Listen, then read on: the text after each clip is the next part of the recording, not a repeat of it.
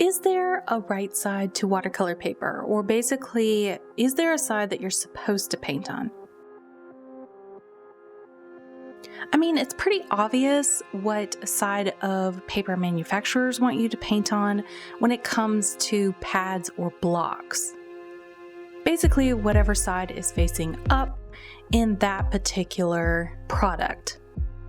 But recently, to save a bit of money, I began purchasing sheets of watercolor paper, which got me thinking, is there one side of watercolor paper that is better than the other when it comes to painting? And if so, why? Well, after some research, I found that when you're purchasing sheets of watercolor paper, the manufacturer will stamp their logo into the corner of the sheet to signify that this is the side you're supposed to paint on. So basically, if you can read the logo, that is the correct side.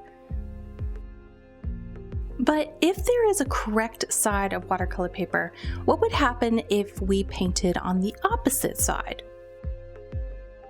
Well, in all honesty, not much. There definitely is a better side to paint on when it comes to watercolor paper, but the differences are pretty subtle. Basically, one thing that I noticed was that the paint didn't absorb as evenly, and dry time was a little bit longer on this particular side. But the biggest thing that I noticed when painting on this particular side of the paper was that it was smoother and flatter on the surface, which actually made detail work as well as line work a lot easier.